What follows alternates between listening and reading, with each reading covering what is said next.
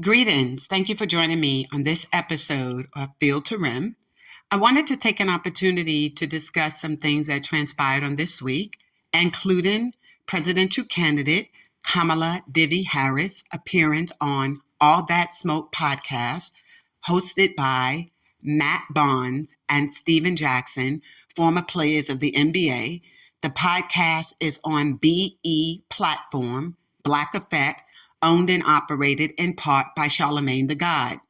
Her appearance drew a lot of criticism in part and some support from those wanting to understand her views and her platform as it pertains to the advancement of Black men.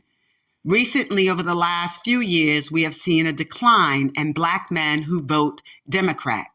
But anyone who has followed how Democrats have lured the Black vote for the last 50 years should know, in part, that Black men and women had always voted Republican. Yes, we did.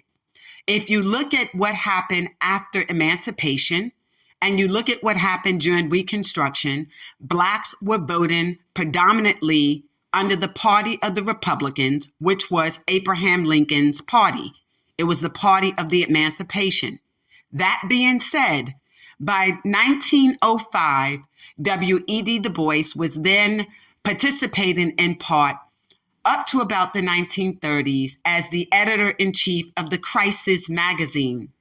And in overseeing the Crisis magazine, he wrote an article in which he suggested for Woodrow Wilson's presidential candidacy that Blacks would vote Democrat. Immediately when that happened, Blacks who voted Democrat also suffered under what we now know as Jim Crow laws, Blacks and whites only. It became the decline of Black success, Black wealth, and ultimately the decline of generational wealth for Black people. We began to see outbursts of crimes, race and hate crimes that took place all across the United States, from Rosewood in Florida to Fayetteville, North Carolina, the War of 1919, as some people refer to it as, where Blacks lost their businesses. To this day, they have not been compensated for their businesses, for their homes that were destroyed. We saw the same thing happen out in Tulsa. We saw what happened on Green Street. We saw what happened in Arkansas. We saw what happened on Strivers Row in Harlem, New York. So what ended up happening were what we now know to be part of the quote unquote birth of a nation. The film that played the very day of the inauguration of Woodrow Wilson, where Blacks were eating chicken in the Congress and were being demonized, and it created the normalization of hatred in America. But even up until the presidency of Kennedy in the 1960s, almost 45% of Blacks were still voting Republican. So wherein there is this push where people with the NAACP, which W.E.B. Du Bois was a part of at the time when he suggested that Blacks vote Democrat, this push for Blacks who are voting Democrat and Republican now, they are looked at differently.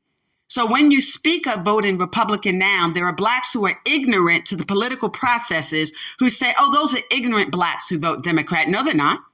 And they're saying, oh, the Blacks that vote Republican are ignorant. No, they are not. Each person has chosen why he or she votes a particular way. But what is of great concern is when we start trying to tell people how to vote. Blacks ought to be able to vote the way they want to vote. The 7 southern states have always been dominated by the Democratic Party. They were the slaveholder states, and they still remain the same to this day. In states like Georgia and North Carolina, many who say they are Democrats were in fact the Democrats of the slaveholders. Ultimately, they change parties, but not the policies, in an effort to garner a new voting base. So where we are entering the 2024 elections is where Black men are returning to their roots, which are the roots of the Republican Party. Let us not be confused when we start saying that these Black men have sold out. They have not. So with that being said, there has been a push to lure Black men to return to the base. And part of that is one of the reasons why Kamala appeared on All That Smoke, to garner the support of Black male voters. But did it work? I respectfully think she had many missed opportunities. I think as a Black woman asked specifically to explain how she identifies as a Black woman in America, a response that a quote unquote Indian woman proudly raised 2 Black children is a misstatement of material fact. Indian women cannot raise Black children, Vice President. Madam Vice President, that is wrong. What you can say is that your mother attributed to empowering the 2 of you and your sister, to be strong women, but to assert directly or indirectly that any Indian woman or white woman has the power, authority, or dominion, or mindset, or knowledge to teach you how to be a Black woman, that is a misstatement, and it is misplaced factually. Moreover, and more compelling, is your inability to articulate why you stand on your Blackness when it appears to be beneficial. It is not enough, Madam Vice President, for you to state as a presidential candidate that, oh, we wash dirty collard greens, we listen to Tupac, and I attended an HBCU. That sounds stereotypical.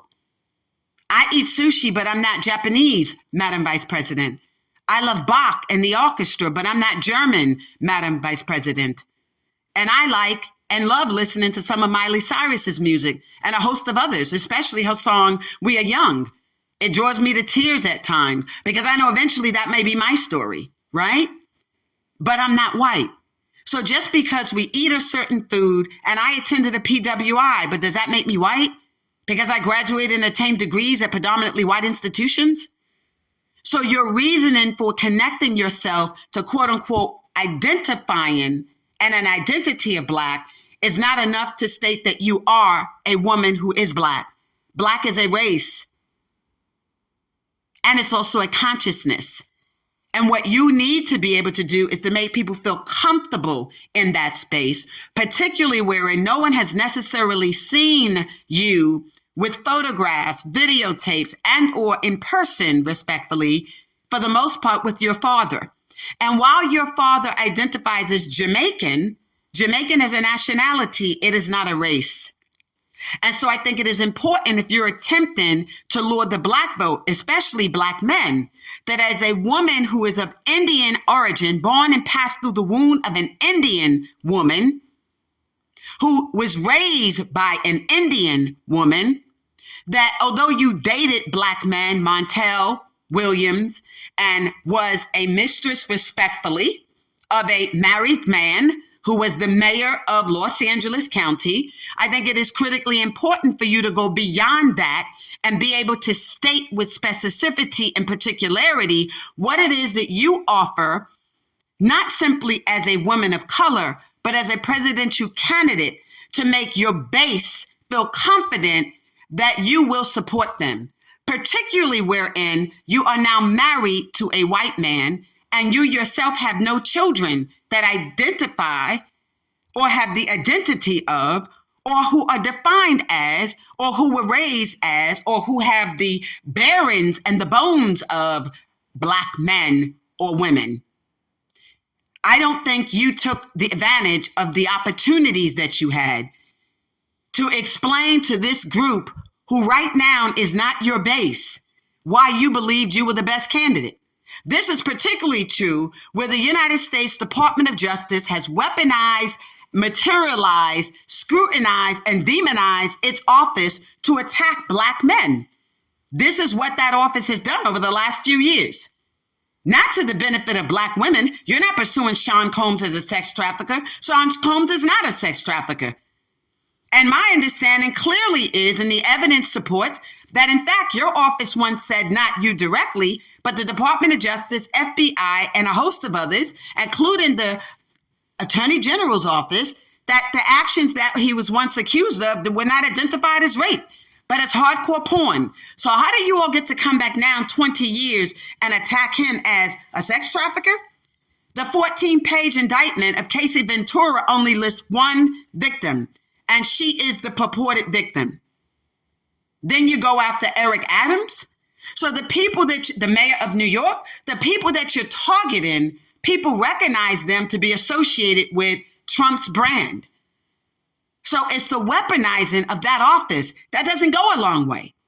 And Black men are looking at that. And to be honest, some of us Black women are too. But this is where Trump has you beat as it pertains to Black men. He's now a felon. And so are they.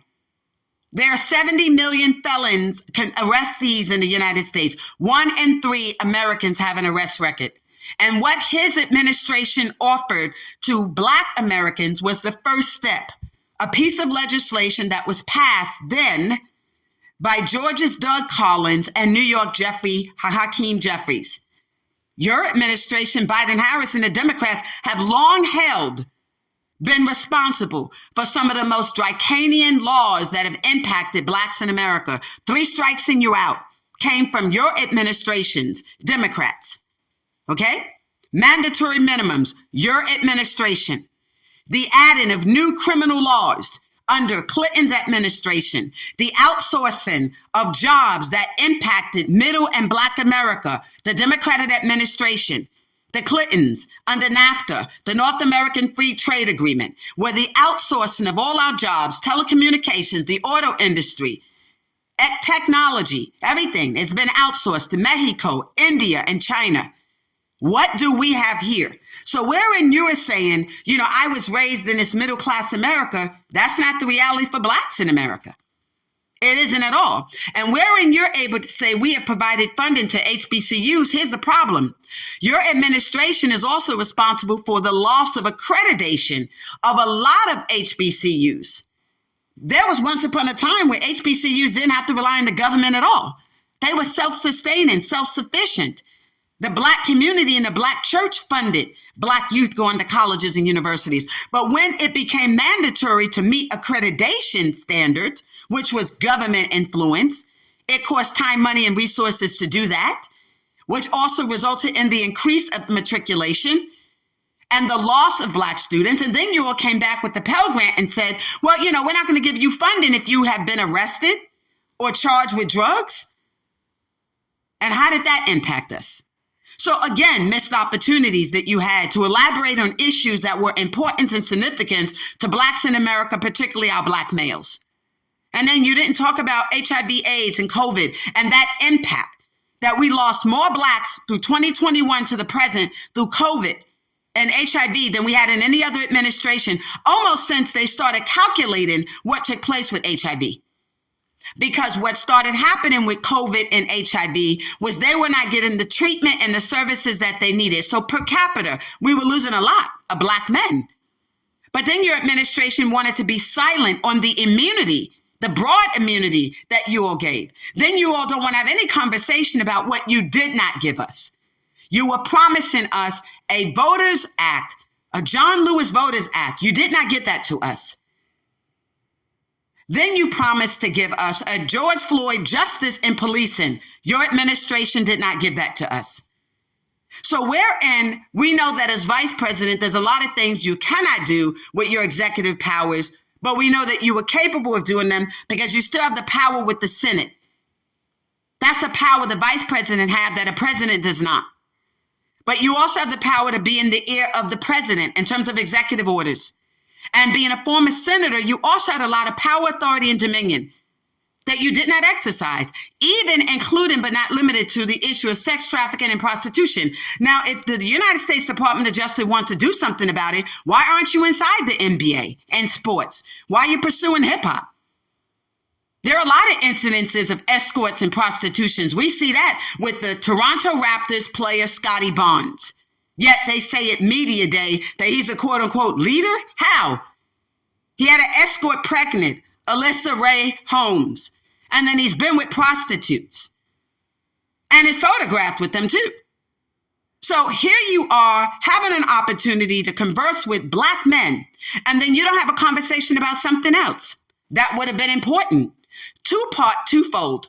One, the disparity between how the wage gap impacts the WNBA and the NBA. Would have liked you to hear you say something about that too, within the scope of talking to 2 former players.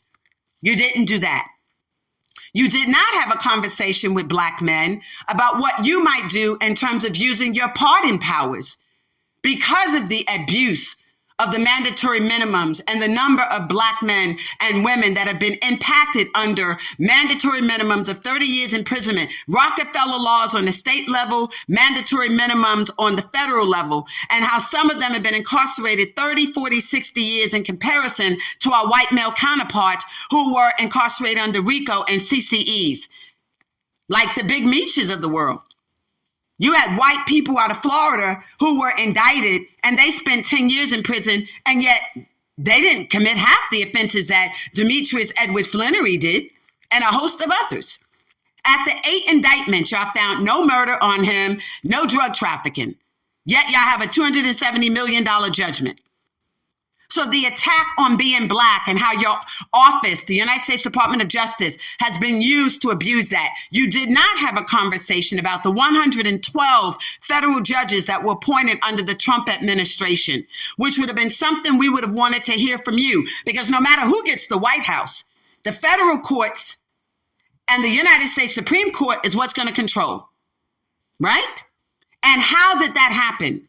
Because Obama gave up picks, hoping that Hillary Rodham Clinton would have won, because the Democrats did not ask the former late Ruth Bader Ginsburg to step down. We let her stay. So you missed her seat, you missed Stevens' seat and Breyer's seat. So now the Republicans control. And maybe there's an advantage to that. Maybe not. Maybe it is. Depends on what lens we look at, right? But y'all did tell us y'all were going to expand the court. You did not expand the court. And you had the perfect test to expand the court. You did not. So a lot of things that y'all promised us y'all were going to do, you just did not do. You didn't do it. So where are we? You could have asked these Black men what they feel about the ban on abortions and why your administration has traveled this country in an effort to continuously try to promote and push abortions throughout the Black community. You could have elaborated almost on about 50 million aborted babies since Roe v. Wade in 1973, where the issue is inequity and equality and access to health care, not the ability just to abort our children, but giving them the opportunity to have preventive, not just interventive measures. You could have talked about the closing of hospitals in rural America and in the 7 southern states because of lack of funding. You could have asked these Black men about the voices that they want to have with decisions that are being made on the number of children being aborted. And what would have happened if y'all had controlled the court? Would that ruling have ever been come about? That's a question that could have been asked and answered. There were a lot of missed opportunities that I thought you would have taken advantage of, including but not limited to your inability to respectfully articulate your economic plan.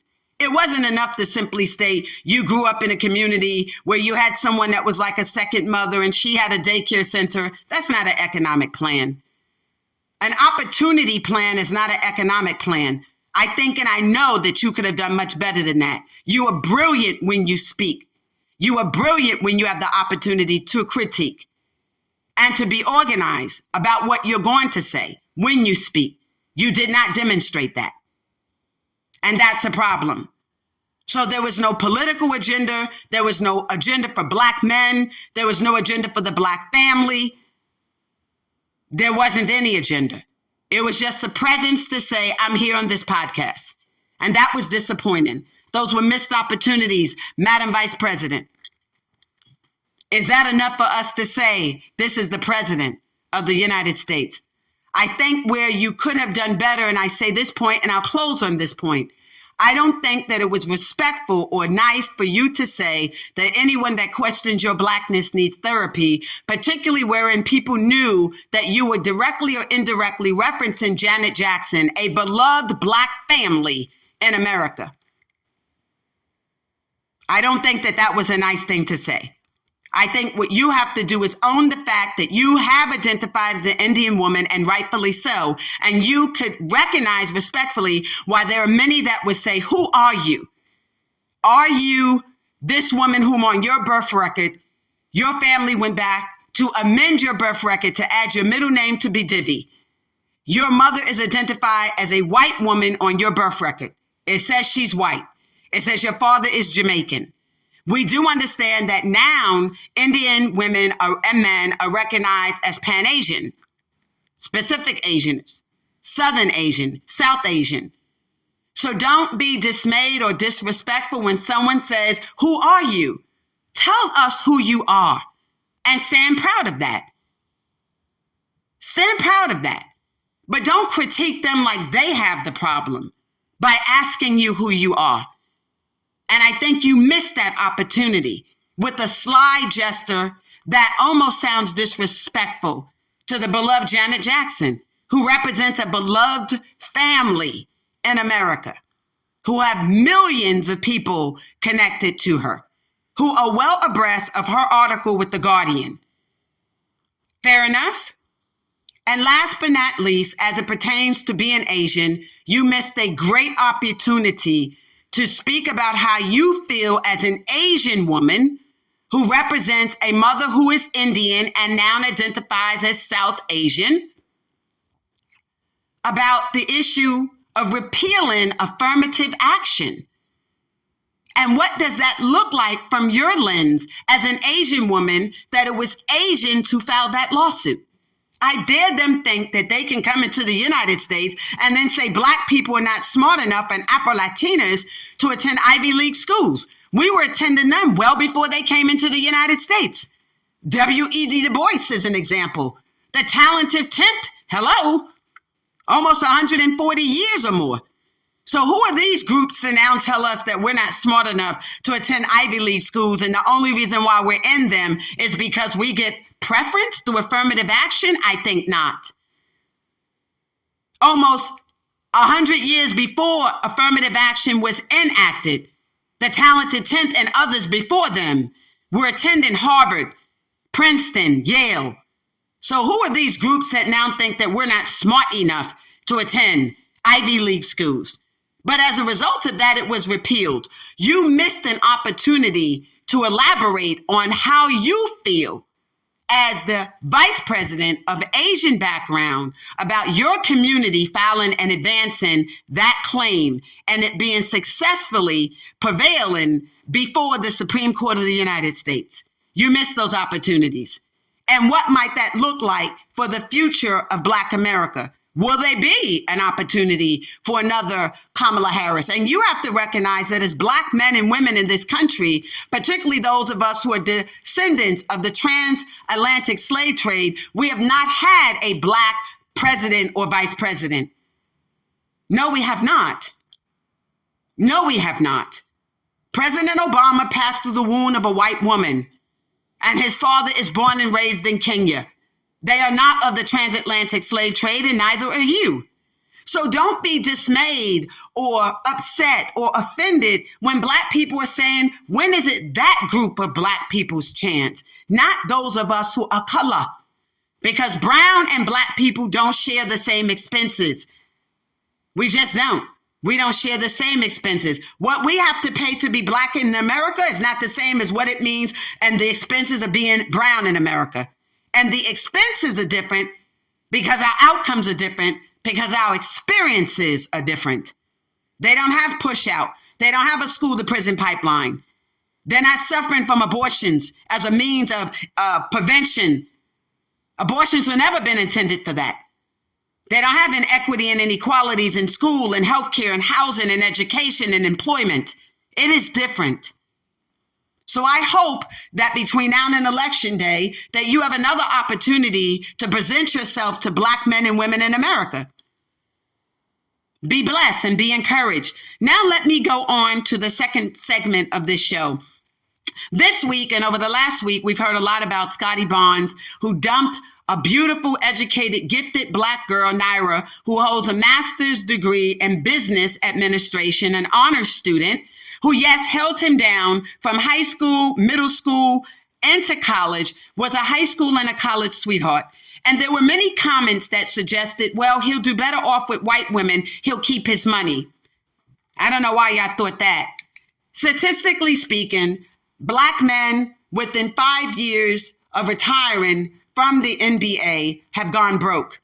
Statistically, 65 to 70% of those Black men that have gone broke were not at the hands of black women, but at white women. They either were married to and or were dating. The following includes, but are not limited to, Scottie Pippen, Antoine Walker, Vin Baker, Sean Kemp, Mookie Blaylock, Dennis Rodman, Tim Duncan, Glenn Rice, Derek Coleman, Tony Parker, the gentleman that dated Kim K, and a host of others. So please, let us not be confused. Black women, particularly day ones, don't spend and or cause our black men to spend their money and go broke. Let me give you the opposite. These are the black men who now have their money from the same time frame as these. And that's just a partial list. I don't have time to give you all of them. Here are the rich black men. Michael Jordan, even after 17 years with Juanita Van Noy and a $168 million divorce, how could he have afforded to pay that black woman that? Because she helped him make that money. Trust that. She was employed by the world's largest black-owned and operated media and marketing company. Oh, yeah, she had brains. She didn't just know how to love on them. Thank you. Magic Johnson with Cookie. Still got all of his money.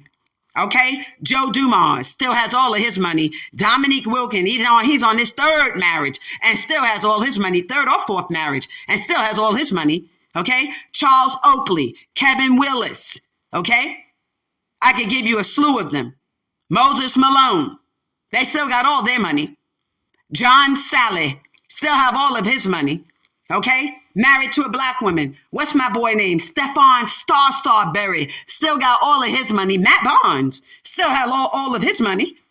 And yes, before he got married to this woman that he's with now, he was with a black woman, Steven Jackson. Jax. Yeah, Stack Jack. Yeah, y'all know him. Yeah, all that smoke, him. He still got all of his money. I mean, I could give you a list. We could be out here all day.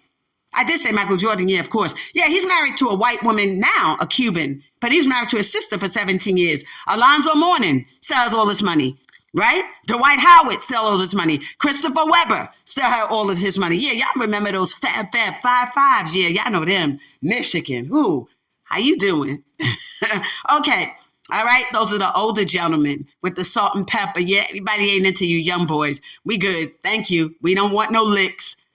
Yeah, make those rounds. Circle back when y'all in your 30s. Thank you. Anywho, y'all see where I'm going with this, okay? And even the late, great Dikembe Mutombo, okay? Patrick Ewing. I mean, I don't know how much time I have here. Shaquille O'Neal, right? And look at Charles Barkley. He's married to a white woman. But guess what? He's still working from sun up to sundown, isn't he? Yeah, poor thing. I think he's one of the few. But he's been working the last 15, 20 years since retirement, too. I wonder what would have happened. Could he literally have retired off of his money? I don't think so. So the next time y'all start talking and misstatements of material fact, podcaster O'Shea, and there's another one who has an athletic program, and a host of you Canadians, and all of the rest of you, get your facts. Come on now. Get your facts in order. I keep telling you, we're on multiple podcasts. We don't rely on this YouTube channel. It's owned and operated by Google. We don't know what they're doing with the YouTube channel. Hello. Thank you. But we have our own platform that we work off of. So that being said, I just wanted to throw that out there. Be careful how y'all try to come for us. Yeah, and I'm sure Scotty Barnes will be on this list too, of the broke black athletes who were married to and or dated or connected to white women. Thank you for joining me today. Yes, on Filter Rim. This is Lisa Hampton. Love is selflessly authentic, having all money, power, talent, opportunities now. We'll talk later.